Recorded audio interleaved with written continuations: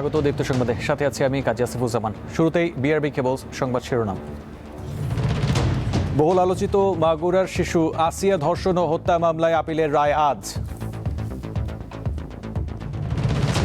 9 বছরের রোহিঙ্গা সংকট বাংলাদেশের অর্থনৈতিক ও নিরাপত্তার জন্য বড় চ্যালেঞ্জ।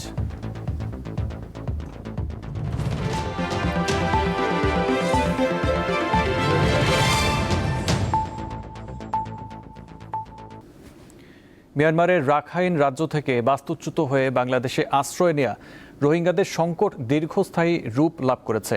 গত 9 বছরে প্রত্যাবাসন করা যায়নি একজনকেও। বিষয়টি ঝুলে আছে শুধু কথাবার্তাতেই।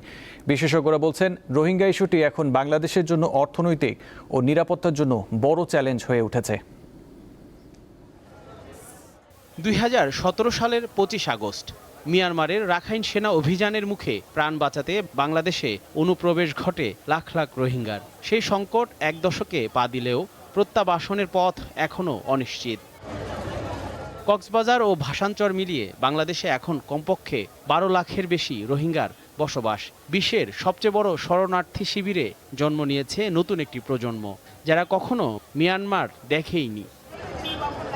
তাদের দীর্ঘমেয়াদী অবস্থানে বাড়ছে নিরাপত্তা উদ্বেগ। মাদক পাচার, সশস্ত্র গোষ্ঠীর তৎপরতা, হত্যা ও অপহরণের মতো ঘটনাগুলো বাংলাদেশের জন্য নতুন চ্যালেঞ্জ হয়ে উঠেছে। রোহিঙ্গাদের কারণে যেহেতু সীমান্ত কিছুটা উন্মুক্ত, এখানে মাদকের চোরাচালান বাড়ছে। সারা দেশে কিন্তু মাদক একটা বড় সংকট তৈরি করেছে। এটার এই দক্ষিণ সীমান্তটা এটার একটা বড় উৎস।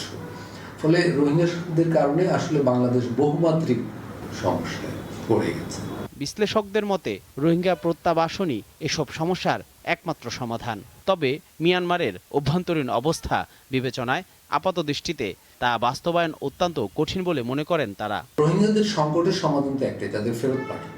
তাদের ফেরত তো কেউ যায়নি এবং যাওয়ার আপাতত কোনো সম্ভাবনা নেই। তার মানে আমরা কারো সাহায্য পাইনি।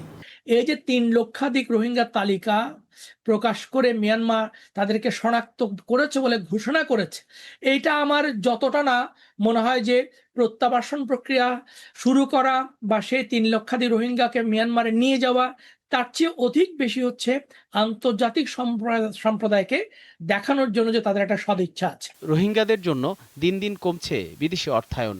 এতে চাপ পড়ছে দেশের অর্থনীতিতে। সুরক্ষার বিভিন্ন দিক আছে, তো এগুলো করার জন্য ধরেন বছরে প্রায় 1 বিলিয়ন ফাইন্যান্সের দরকার হয়। এই ফান্ডটা কমতে কমতে ধরেন 1 বিলিয়ন সবসময় চেয়েছে, এটা 800, 700, 600, 500 এভাবে নামছে আর কি। তো প্রথমত আমি বলবো যে রোহিঙ্গা রেফিউজি প্রোটেকশনের জন্য যে জয়েন্ট রেসপন্স প্ল্যান, তার জন্য যে পরিমাণ ফাইন্যান্সিয়াল বার্ডেন শেয়ারিং দরকার, ইন্টারন্যাশনাল কমিউনিটির দরকার এখানে এগিয়ে এসে বাংলাদেশকে সাপোর্ট দেয়। শঙ্কার বিষয় হলো, এখনও থেমে নেই রোহিঙ্গা অনুপ্রবেশ। গড়ে প্রতিদিন 20 থেকে 30 জন বাংলাদেশে ঢুকছেন বলে জানান স্থানীয়রা। জহিরুল মোহসান, দীপ্ত সংবাদ, ঢাকা। দেশের 9টি অঞ্চলে আজ বৃষ্টি অথবা বজ্র বৃষ্টি এবং দমকা বা ঝোড়ো হাওয়া বয়ে যেতে পারে। আবহাওয়ার পূর্বাভাসে বলা হয়েছে, রংপুর, ময়মনসিংহ, খুলনা, বরিশাল, পটুয়াখালী, নোয়াখালী, চট্টগ্রাম, কক্সবাজার ও সিলেট অঞ্চলের ওপর দিয়ে দক্ষিণ বা দক্ষিণ পূর্ব দিক থেকে ঘন্টায় 45 থেকে 60 কিলোমিটার বেগে বৃষ্টি অথবা বজ্রবৃষ্টি সহ অস্থায়ীভাবে দমকা বা ঝোড়ো হাওয়া বয়ে যেতে পারে। এ কারণে এসব এলাকার নদীবন্দরকে 1 নম্বর সতর্কতা সংকেত দেখাতে বলা হয়েছে।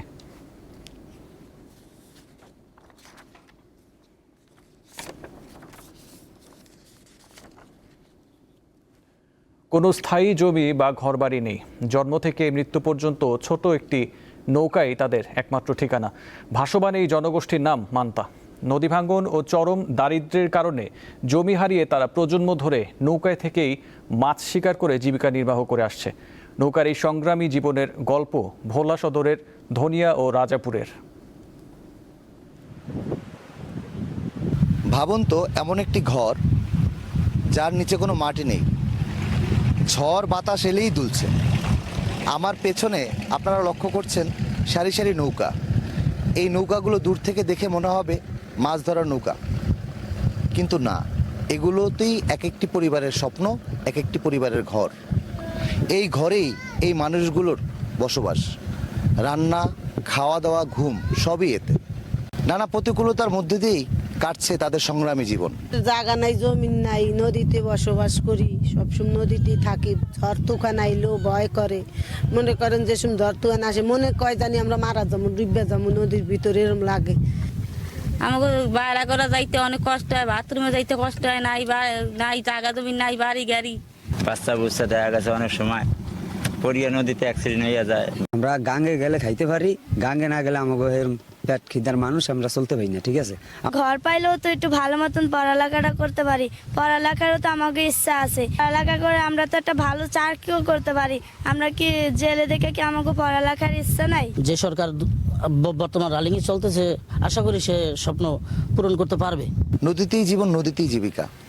বছরের পর বছর ধরে, প্রজন্মের পর প্রজন্ম এই পরিবারগুলো এভাবেই নৌকায় ভেসে যাযাবরের মতো জীবনযাপন করছেন। নেই নিজস্ব কোনো ঠিকানা, নেই এক টুকরো মাটি যেখানে মৃত্যুর পর তাদের সমাহিত করা যাবে। এরপরও তারা স্বপ্ন দেখেন একদিন তাদের ঘর হবে, শান্তিতে বসবাস করবেন। তাকে ভীষণ অসুবিধা এরা আছে, একটু উপরে জায়গা দিতে ওরা ফ্যামিলিতে অনেক লোক, এই লোকগুলি খাইয়া বাঁচত। স্বাভাবিক যে এদের একটা ঘর বাড়ির যে ব্যবস্থা এরা করে। সরকার আসে, সরকার যায়, কিন্তু ভাগ্য বদল হয় না এই পরিবারগুলোর। এভাবেই বছরের পর বছর কাটিয়ে দিচ্ছেন নদীতে। তাদের একটাই প্রশ্ন, কখনো কি তাদের ভাগ্য বদল হবে? ভোলা থেকে মলয় দে, দীপ্ত টেলিভিশন। শত বছরের ঐতিহ্য ধরে রেখেছে বাগেরহাটের কোচো উপজেলার গজালিয়া খালের বুকে ভাসমান সবজির হাট। প্রতি সপ্তাহে রবি ও বুধবার নৌকায় চলে টাটকা সবজির পাইকারি বেচাকেনা। ভোরের আলো ফোটার সঙ্গে সঙ্গে কর্মচঞ্চল হয়ে ওঠে শত বছরের পুরনো বাগেরহাটের গজালিয়া খালের এই ভাসমান সবজির হাট। ভ্যান, নৌকা ও ছোট যানবাহনে করে শসা, লাউ, করলা, চাল কুমড়া, মিষ্টি কুমড়া, ঝিঙে ও বরবটি সহ নানা জাতের সবজি নিয়ে জড়ো হন স্থানীয় চাষিরা। কেউ খালের পাড়ে, আবার কেউ নৌকার উপর সাজিয়ে রাখেন টাটকা সবজি। সময় যত গড়ায় বাড়তে থাকে নৌকার সারি, একই সাথে বেচা বিক্রিও। গজালিয়া বাজারে আসছি মাল বিক্রি করতে।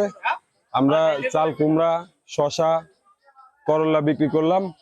প্রত্যেক দিন এই হাটে প্রত্যেক রবিবার আর বুধবার কয়েক লক্ষ টাকার মাল বিক্রি হয়। শুধু স্থানীয় কৃষকরাই নয়, বরিশাল, পিরোজপুর, ঝালকাঠি, বরগুনা, চাঁদপুর সহ বিভিন্ন জেলার পাইকাররাও আসেন এই হাটে। স্থানীয়দের দাবি, শত বছরের বেশি সময় ধরে চলে আসছে এই হাটের কার্যক্রম। বহুত আগের হাট, আমরা হাট দেখে এসেছি, বাপ দাদারও মাল জিনিস বিক্রি করে গেছে এই বাজারে।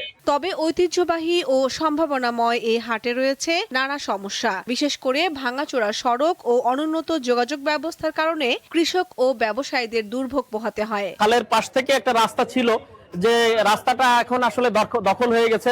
আমাদের দাবি হলো সরকারের কাছে যে খালের পাশ থেকে সেই পুরাতন রাস্তাটা যাতে আবার চালু হয়। মাত্র 4 ঘন্টার এই হাটে প্রতিদিন প্রায় 20 থেকে 25 লাখ টাকার সবজি বিক্রি হয়, আর পুরো মৌসুমে প্রায় 4 কোটি টাকার সবজি কেনাবেচা হয়।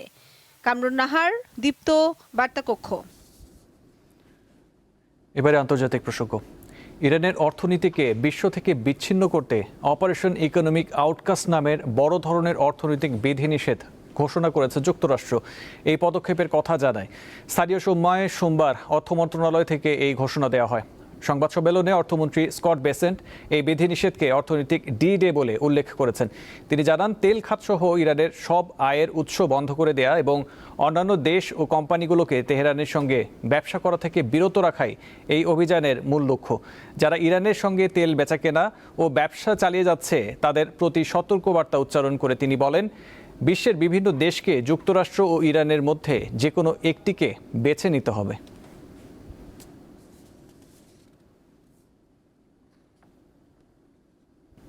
শেষ করার আগে বিআরবি কেবল শিরোনামগুলো আরেকবার। বহুল আলোচিত মাগুরার শিশু আসিয়া ধর্ষণ ও হত্যা মামলায় আপিলের রায় আজ। 9 বছরের রোহিঙ্গা সংকট বাংলাদেশের অর্থনৈতিক ও নিরাপত্তার জন্য বড় চ্যালেঞ্জ।